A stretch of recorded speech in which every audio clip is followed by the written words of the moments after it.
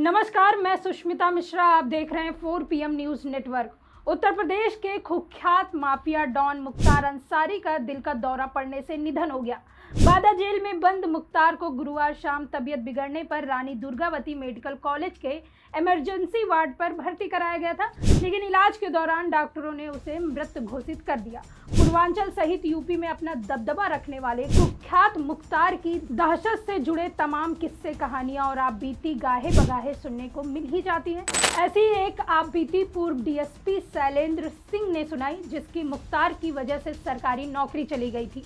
ये वीडियो देखिए। इस वीडियो में आपको पता चल जाएगा उस डीएसपी का दर्द। बात 2004 की है, जनवरी की है, आज से 20 साल पहले की है। और मुख्तार अंसारी का जो भय का साम्राज्य था वो चरम पे था, और सरकार द्वारा जब समर्थन ऐसे माफियाओं को हो जाए तो आप समझ सकते हैं। मैंने अभी आपसे कहा कि वो खुली जीप में मऊ दंगों में घूमता था, जहाँ कर्फ्यू लगा है। किसी की हिम्मत नहीं हुई उसके प्रति कुछ बोल दे, कार्रवाई की तो छोड़ दीजिए। और उस समय मैंने लाइट मशीन गन रिकवर की।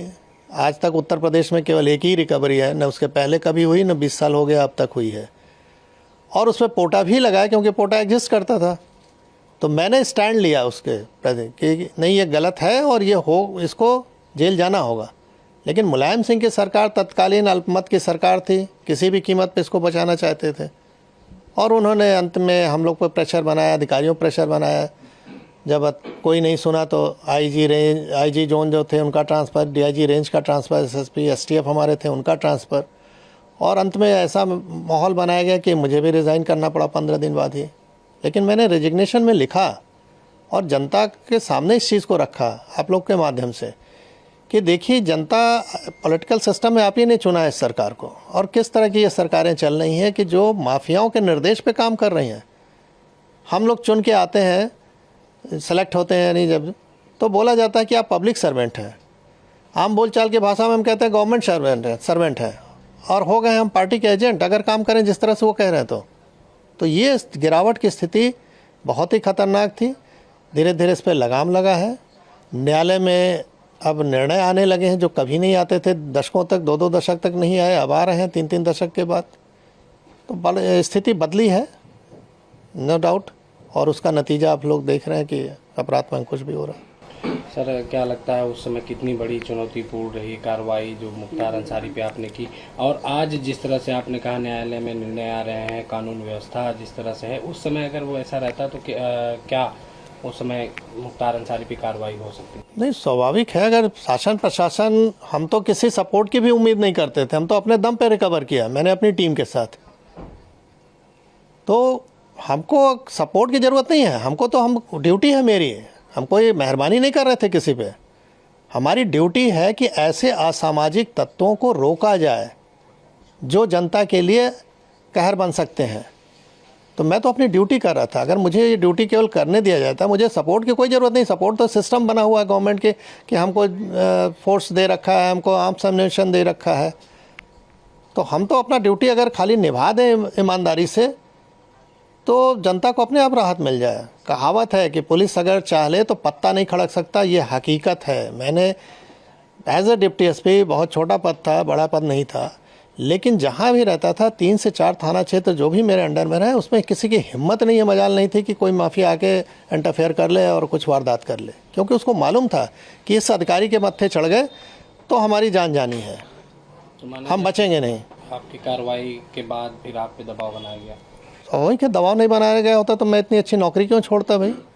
जब मुझे लगा कि मैं अब कुछ नहीं कर सकता इन लोगों के सामने, तो कम से कम बाहर आके जनता को तो बताऊं कि हो क्या रहा है। शायद अगर हम नौकरी में रहे होते तो ये पक्ष कोई देख ही नहीं पाता कि किस तरह का दबाव बनता है। तो आज मैं जीता जागता उदाहरण हूँ कि इस तरह की सरकार अगर रहे चले तो कैसे आप जनता को रिलीफ पहुँचाओगे। अगर सरकार सही नहीं चले तो अधिकारी काम नहीं कर सकता है। तो मैं बाहर आके इस चीज़ को रखा, जान जोखिम पर अपने डाला, परिवार की जान जोखिम में डाला। स्वाभाविक है कि अच्छी नौकरी के बाद हम कहीं अगर नौकरी प्राइवेट भी ज्वाइन करने तो इनके कॉल चले जाते थे कि इनको निकालिए अपने यहाँ से। किराए का मकान नहीं मिलता था, रात में सामान कहीं लेके रख दिया तो सवेरे वहाँ से खाली करना पड़ता था। तो ये सब चीज़ें देखी, लेकिन अब उस पर ज़्यादा नहीं बोलना है। हाँ, ये है कि जो जैसा करता है वैसा उसको भोगना पड़ता है। ऊपर वाले के यहाँ देर है अंधेर नहीं है। 20 साल का समय लगा, लेकिन वो अपनी मौत मरा। जो डर दूसरों पे कायम किया था वो डर उस पर हावी हो गया और अंत में हार्ट अटैक से उसकी मृत्यु हुई। सर कहा जा रहा है कि मुख्तार अंसारी की मौत पर पूर्वी उत्तर प्रदेश में बवाल हो सकता है, माहौल ख़राब हो सकता है। मैं एज ए जो पुलिस का अनुभव मेरे पास है, शासन प्रशासन का, मैं दावे के साथ कह सकता हूं कि कहीं कुछ नहीं होगा। इसलिए नहीं होगा कि लोगों को मालूम है कि अगर हमने कानून हाथ में लिया तो सरकार सख्त है, हम पे कार्रवाई हो जाएगी। और कोई नहीं है ये सब करना चाहता है, वो तभी करते हैं जब शासन प्रशासन का सह होता है। अगर सह न रहे ना तो हिम्मत नहीं है कि एक पत्ता भी खड़क गया।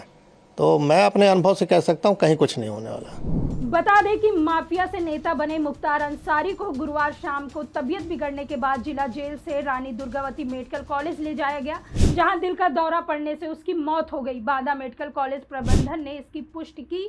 परिजनों ने मुख्तार को जेल में खाने में जहर दिए जाने का आरोप लगाया था। गाजीपुर से बसपा सांसद अफजाल ने आरोप लगाया कि मुख्तार को करीब 40 दिन पहले भी जेल में जहर दिया गया था और हाल ही में शायद 19 या 22 मार्च को फिर ऐसा किया गया, जिसके बाद से हालत खराब है। 21 मार्च को बाराबंकी की अदालत में एक मामले में डिजिटल माध्यम से सुनवाई के दिन मुख्तार के वकील ने अदालत में दरखास्त दी थी। आरोप लगाया था कि उनके मुवक्किल को जेल में धीमा जहर दिया गया, जिससे उनकी हालत बिगड़ती जा रही है।